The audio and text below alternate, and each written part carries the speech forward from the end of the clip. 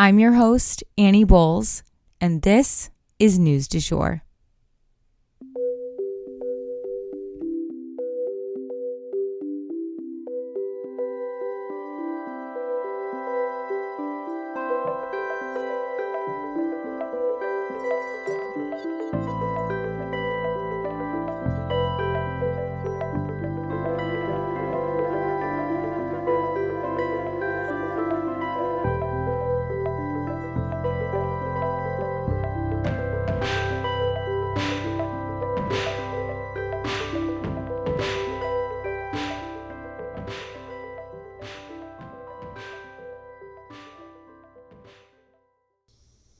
Hey, you guys, and welcome back to the News du Jour, a calmer space to consume the news. So I have to forewarn you guys, the cicadas are really aggressive outside of my home studio right now. I don't know if they're going to come through, but they may. I just choose to believe that they are part of the calming that is going to happen on this podcast. It's a calmer space to consume the news. We have some nature happening. We're embracing it, okay? Anywho, I wanted to issue a reminder real quick that the first Republican primary debate will be held on Fox News tomorrow night at 8 p.m. Central Time.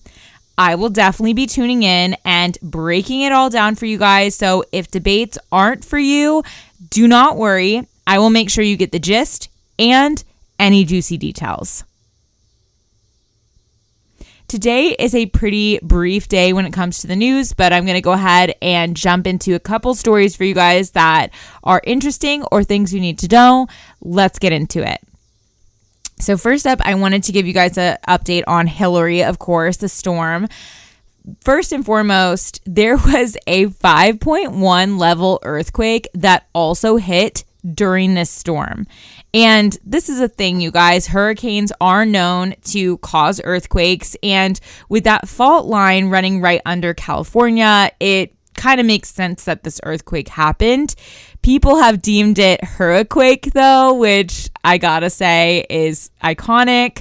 Luckily, California is prepared for earthquakes, so that did not cause much damage, if any. There are no reports of structural damage or injuries due to the earthquake. Thank goodness. But Southern Cali was already hunkered down, bracing for the storm anyway. So what are we seeing from the storm? Streets are flooded, trees are downed, and there are sinkholes that have sucked up entire trucks. Fortunately, though, it seems that there have been 0 deaths from the storm. Californians took the advice of local officials and they followed protocol, and people stayed safe as a result. About 40,000 households are without power, according to the New York Times. Schools are closed and events have been canceled, but honestly, what a small price to pay for everyone's safety.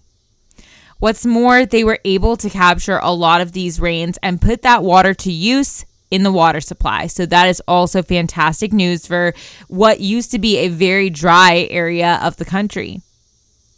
So why were hurricanes in this area uncommon in the first place? That is a question I've been getting.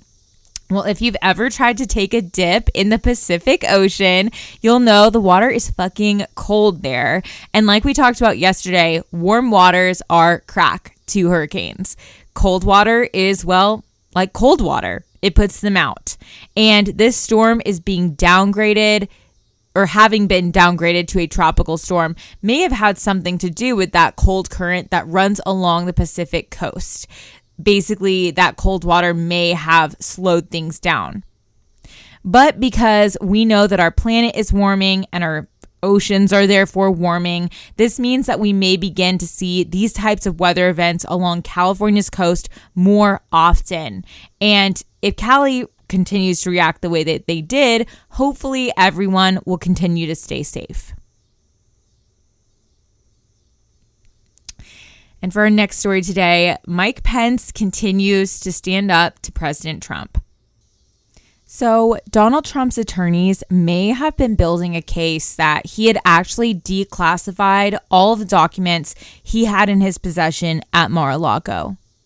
Or at least that is what Trump has been saying a lot publicly, that he declassified all of these documents. As we've covered before on this podcast, a president can do that. They can declassify classified documents. That is perfectly fine. The only thing is, Trump didn't do that. Declassifying documents requires a lot of red tape and signatures, and basically, it would have left a massive paper trail to even declassify one document, let alone all of these documents.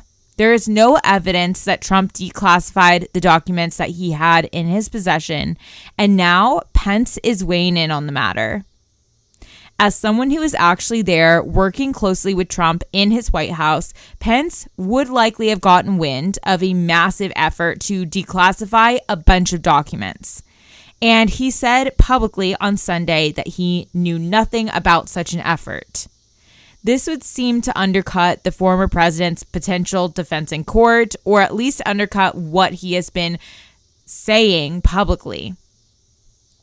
And as a reminder, Trump faces 40 felony counts in regards to these documents. So there's a lot at stake here. We'll definitely keep you guys posted.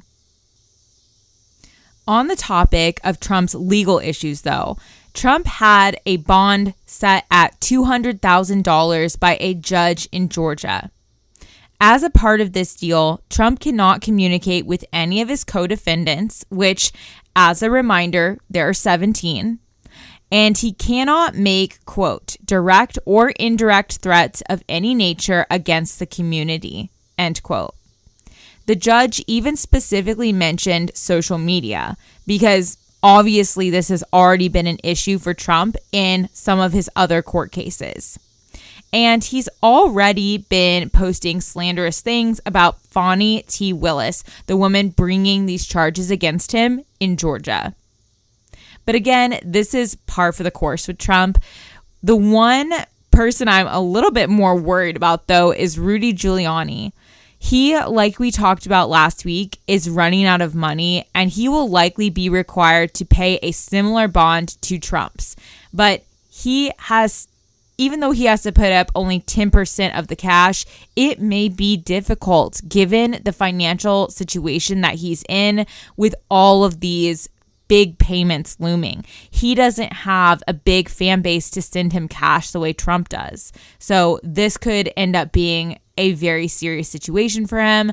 Again, I said this last week, but he is in the process of selling his Manhattan apartment. So that cash maybe could save him here, but it's not going to save him forever. Stay tuned.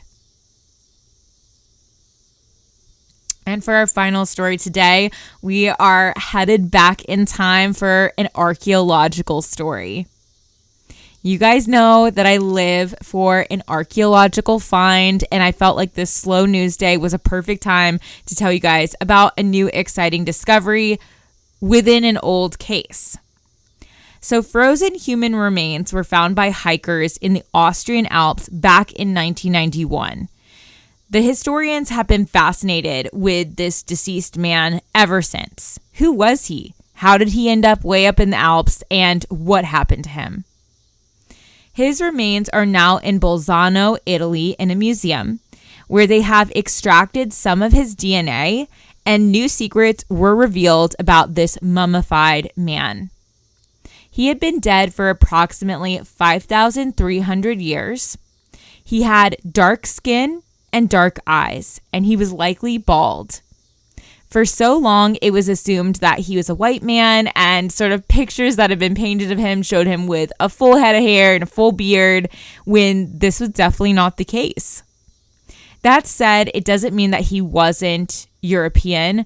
Early Europeans actually had much darker skin than what we see today. But this new DNA technology shows us that he is actually from what is modern-day Turkey. It is believed that he lived in a pretty remote area, but it is strange how he was found so far from where his relatives would have lived. Additionally, back in 2001, an X-ray revealed that he had an arrowhead in his shoulder, and the positioning of that arrowhead would have been fatal to him. He also had a head wound as well as defensive wounds, suggesting that his death may have been a violent one. While his life and death will probably always be shrouded in some layer of mystery, it is very cool to be getting to know him, or at least his ancestry, a little bit better. If we hear anything else about this mystery man, we'll be sure to keep you guys posted. And that is the news du jour. Today, I wanted to leave you guys with the quote, "The past is a place to learn from, not to live in." If you enjoyed this episode, please subscribe on whatever podcast platform you use to listen. A rate and review or shout out on social media would mean the world to us and help us be able to keep creating the news du jour. But the best way to support all of our work is to become a patron at www.patreon.com/sugarfreemedia. You can also follow us on social media under sugarfreemedia.co on Instagram and just sugarfreemedia, all one word, on TikTok.